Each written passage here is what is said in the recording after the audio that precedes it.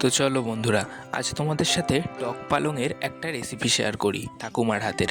তাই প্রথমেই এখানে চুনো মাছগুলোকে সুন্দরভাবে নুন হলুদ মাখিয়ে গরম তেলে ভেজে নিচ্ছে।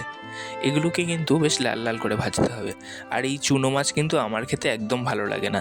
তোমাদের কার কার এমন হয় আমাকে জানিও কমেন্টে। তবে এগুলো কিন্তু চোখের জন্য খুবই ভালো। তো দেখো, চুনো মাছটা ভাজা হয়ে গেছে।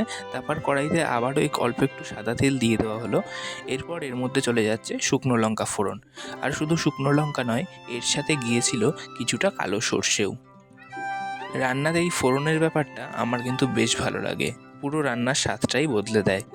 তারপর চলে যাচ্ছে কাটা পালং শাকগুলো।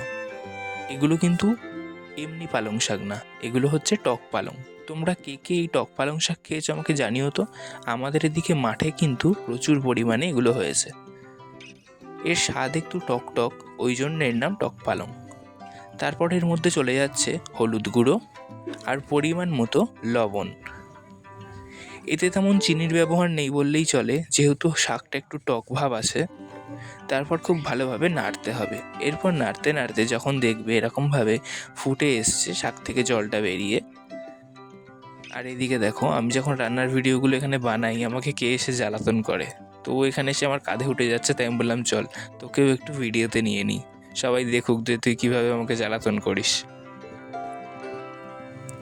এরপর দেখো, এদিকে রান্নাটা প্রায় কমপ্লিট হয়ে আসছে। তাই এর ওপর ঠাম্মা দিয়ে দিল চুনো মাছগুলো। তো চলো, আজকের মতো তো রেডি চুনো মাছের দিয়ে টক পালনের রেসিপি।